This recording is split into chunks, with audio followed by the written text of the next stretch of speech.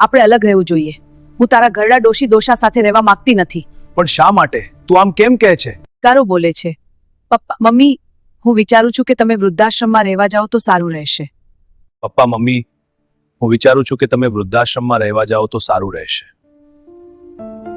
જય દ્વારિકાધીશ મિત્રો, આજની આ વાર્તા સાંભળ્યા પછી કદાચ તમારી જિંદગીમાં કોઈ બદલાવ લાવવા મજબૂર થઈ જશો. કારણ કે આ માત્ર એક વાર્તા નથી, આ હકીકત છે આપણા સમાજની. શહેરના ચમકમાં માણસો બધું મેળવી લે છે, પણ ક્યારે એ જ ચમકમાં એ પોતાના જ લોકોને ગુમાવી દે છે. માતા પિતા એ લોકો છે જે પોતાનું આખું જીવન આપીને પણ સંતાનો પાસે માત્ર થોડું પ્રેમ જ માગે છે. આ વાર્તા છે એક એવા દીકરાની જેને તેના માતા પિતાને રાજા બનાવી દીધો, પણ એ જ દીકરો એક દિવસ તેમને રસ્તા પર મૂકી ગયો. એક શહેર, એક સુંદર પરિવાર અને એક એવો નિર્ણય જે આખી જિંદગી બદલી નાખે છે. જો તમે પણ તમારા માતા પિતાને પ્રેમ કરો છો તો આ વાર્તાને અંત સુધી જરૂર સાંભળજો, કારણ કે આ વાર્તા તમારા દિલને સ્પર્શશે. અમદાવાદ જેવા મોટા શહેરમાં ઊંચી ઇમારતો, ચમકતી લાઇટો અને ઝડપી જીવનશૈલી વચ્ચે એક એવી વાર્તા છુપાયેલી હતી જે હૃદયને હચમચાવી નાખે. એ વાર્તા તમને હું કહેવા જઈ રહ્યો છું તો શાંતિપૂર્વક સાંભળજો. એક પરિવારની શરૂઆત. રાજેશભાઈ અને કાંતાબેન એક સામાન્ય દંપતી. તેમણે આખી જિંદગી મહેનત કરીને પોતાના એકના એક દીકરા મયંકને ઉછેર્યો હતો. રાજેશભાઈ એક નાના ઓફિસમાં ક્લાર્ક હતા. પગાર ઓછો હતો પણ સપના મોટા હતા. મારો દીકરો મોટો માણસ બનશે એમ તેઓ કહેતા. કાંતાબેન ઘર ચલાવતા અને મયંકને ખૂબ પ્રેમથી ઉછેરતા. ઘણા દિવસો એવા જ હતા કે ઘરમાં દાળ રોટલી પણ મુશ્કેલી બનતી, પણ મયંકના અભ્યાસમાં ક્યારેય ખોટ ન પડે તે માટે તેઓ બધું સહન કરતા. મયંકને સારા સ્કૂલમાં ભણાવવા માટે રાજેશભાઈએ લોન લીધી. ક્યારેક તેઓ પોતે જૂના કપડાં પહેરતા પણ મયંક માટે નવા કપડાં લાવતા. કાંતાબેન ઘણીવાર પોતે ભૂખે રહીને પણ મયંકને ખવડાવતા. એક દિવસ કાંતાબેન ધીમા અવાજે બોલ્યા, આપણે કેટલોય ત્યાગ કરીએ છીએ, બસ ભગવાન એના પર મહેર કરે. રાજેશભાઈએ સ્મિત કરીને બોલ્યા, એક દિવસ આ દીકરો આપણું ગૌરવ બનશે. મયંક મહેનત કરીને એન્જિનિયર બની ગયો. તેણે શહેરની મોટી કંપનીમાં નોકરી મેળવી. ઘરમાં ખુશી છવાઈ ગઈ. હવે આપણું જીવન બદલાઈ જશે. કાંતાબેન ખુશીથી બોલ્યા. મયંક પણ શરૂઆતમાં ખૂબ સંવેદનશીલ હતો. તે પોતાના માતા પિતાને કહેતો, હું તમને બધું જ આપીશ, તમે જે સપના જોયા છે એ બધા જ પૂરા કરીશ.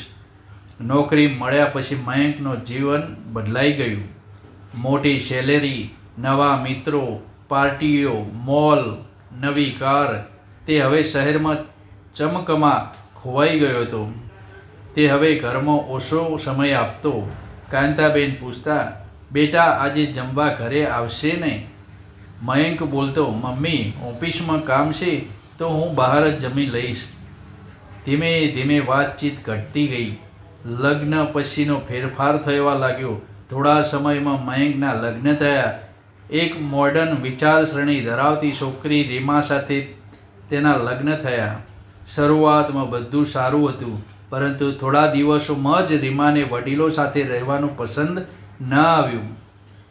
તે તેના પતિ મયંકને કહેતી, આપણે આમનાથી અલગ રહેવું જોઈએ. આ જૂના વિચારો સાથે હું એડજસ્ટ નથી થઈ શકતી. મયંક તેનો પતિ મૂંઝાયો, પણ શહેરની લાઇફસ્ટાઇલ અને પત્નીનો દબાણ તેને બદલતું ગયું. ઘરમાં ઝઘડા શરૂ થયા. રીમા ક્યારેક કાંતાબેન સાથે ઊંચા અવાજે વાત કરતી. રાજેશભાઈ શાંત રહીને બધું સહન કરતા. એક દિવસ કાંતાબેન રડતા રડતા બોલ્યા, આપણે ક્યાં ખોટું કર્યું? રાજેશભાઈએ માત્ર એટલું કહ્યું, સમય બદલાયો છે. એક દિવસ મયંક માતા પિતાને બેસાડ્યા અને તેને અવાજ ઠંડો હતો અને કહ્યું એને મમ્મી પપ્પાને કે હું વિચારું છું કે તમે વૃદ્ધાશ્રમમાં જઈ આવો તો સારું રહેશે. આ સાંભળીને કાંતાબેનના હાથમાંથી પાણીનો ગ્લાસ નીચે પડી ગયો. બેટા તું શું કહી રહ્યો છે? રાજેશભાઈની આંખમાં આંસુ આવી ગયા. પણ તે બોલી શક્યા નહીં. આ જ દીકરો જે દીકરા માટે આપણે બધું જ કર્યું આજે એ આપણને છોડીને જઈ રહ્યો છે. રાજેશભાઈ શાંત અવાજે બોલ્યા. કદાચ આ જ સમયનો નિયમ છે. બીજા દિવસે મયંક તેમને વૃદ્ધાશ્રમમાં લઈ ગયો. ગાડીમાં સંપૂર્ણ શાંતિ હતી.